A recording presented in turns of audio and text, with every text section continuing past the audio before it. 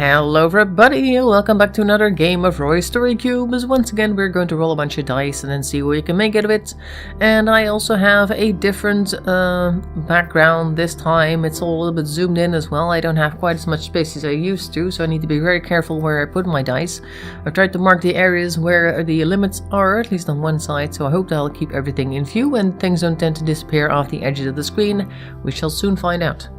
I believe I have, but I want to be sure. Alright, so, I was thinking earlier, that I've done this type of thing about 6 months now. So that's almost every week, some weeks I had to skip, but almost every week I'm doing a video with 3 different random stories. That's quite a lot of stories. Maybe I could turn it into like an internet meme or something. Like a 10-hour weird story video, who knows? I don't even know how much time it is put together. I think most of them are roughly 15 minutes long, and there's like 20-something or more. I'll have to look that up.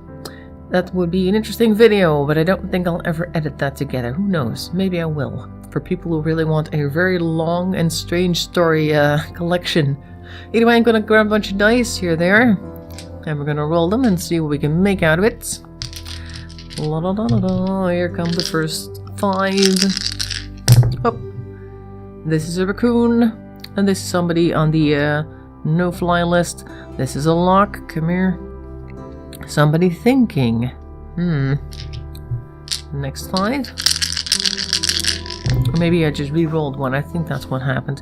And here is some waves, here is a sign, here is the guy with the club, we have him more often. And here's Little Red Riding Hood. And here is a ambulance. Let's take a quick look if it's all in shots. It is, but it's a bit far to the side. Let me just... There. Great. Okay. Alright, so now make sure to pause the video and take a look at the dice over here. And come up with your own story. I'd like to read them. So make sure to post them in the comment section below. I'll go take a look what I can do with this. Let's see now, what do we have here? Little Red Riding Hood was always getting into trouble. So one day she was walking around in the forest, and she really wanted to get to the ocean, or at least a river nearby, because she thought that her pet raccoon had gone there. See? There he is with the river. And so she thought, you know what? If I go, I'm going this way, by the way. I haven't really noticed that until now. Because the edge of the screen has been marked on this side, so I'm going to make sure that it's in the screen. So I'm going to go that way. It's a bit weird. Kind of Chinese, I guess. Or Asian way of doing things. Okay, so there, anyway. So she was thinking, if I just go and follow the river, I might be able to find my raccoon friend. Because he's going to get cold out here. It's going to get cold soon. And I might have to take him to the vet if I don't find him on time. And she ended up finding a sign that said no passage. And when she looked at it a little closer, it actually had a little person drawn on it. It wasn't just a no entry here, but a no people entry here. And after a while, she ended up finding a gate that closed off a part of the river. At least the river, of course, flowed underneath it, but still. And it had a padlock on it like this. And she wasn't quite sure how to get past it. But then she remembered that she actually had a friend that lived close by, sort of, who might be able to help her. So he went and got him, or she went and got him, and he destroyed the padlock. There, broke it down. So she was still able to continue to go down the river to look for her raccoon friend. But when she found him, eventually, there we go, she found that he had actually gone in the river and gotten like a hypothermia, and she had to call the vet anyway because he wasn't in a very good state. And so the vet rushed him off to the veterinary hospital, where he had to be taken in for a couple of nights to recuperate and all that sort of thing. And when she came back home with her raccoon friend, she said, you know what, I'm going to put a nice lock on your pen so that you don't get out anymore. And she made sure to put like little signs around so you would know that he should not leave the garden. It would be a bad idea. Otherwise they would have to come after him again, and he might have to go back to the veterinary hospital. But the raccoon, of course, was a little smarter than that. He knew that he shouldn't go swimming in that river anymore because it was too cold. And he didn't like going to the vet because it was kind of scary, and it kind of smelled of detergent everywhere. And that was the end of that story. all's well that ends well, sort of. He was okay in the end. Anyway, so that's the first dice done. I'm gonna put them over to the side here, so that they don't get in the way and we don't get them a second time. The next bunch over here. There they are, next 9. We're gonna roll them as well.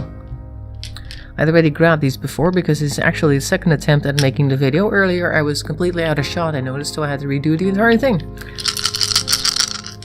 So that's actually 2 stories that you didn't actually get to listen to. Perhaps you can recreate them some other time.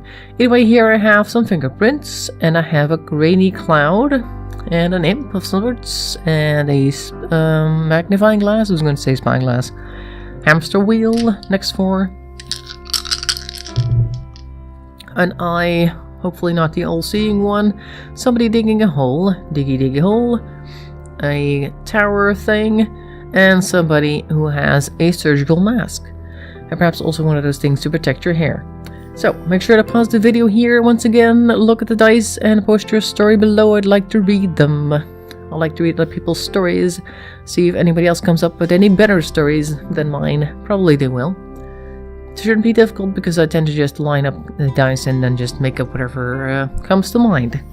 Let's see now, what shall I make of this once you're done with your story?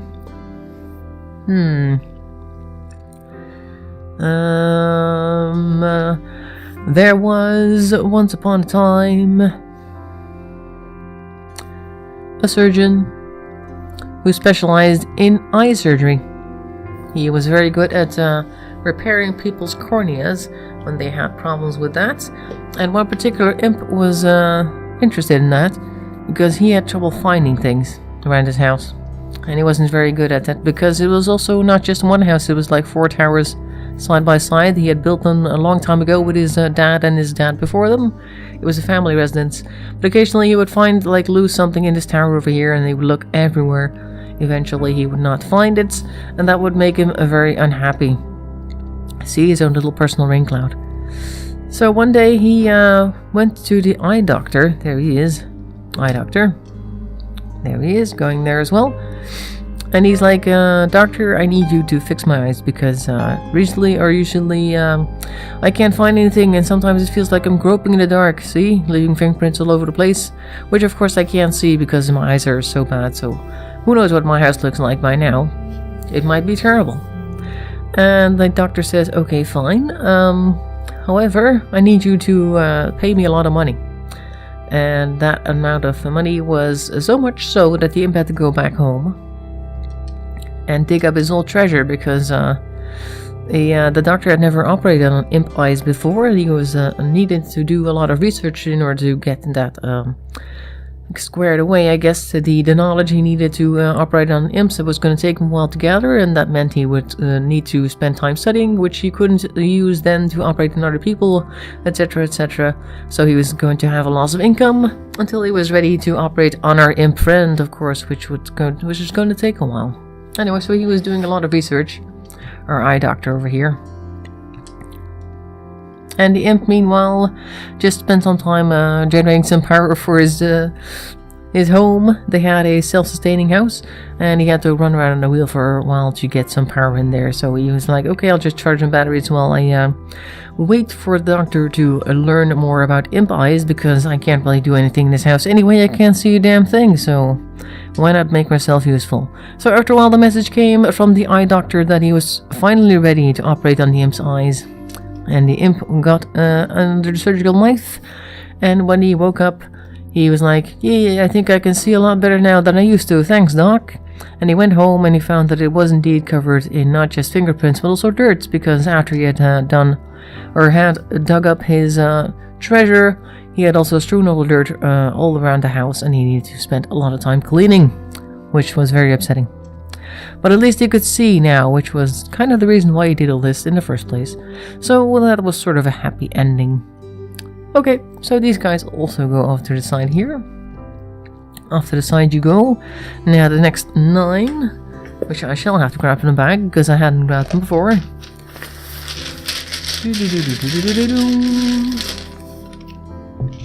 1, 2, 3, 4, 5, 6, 7, 8, 9.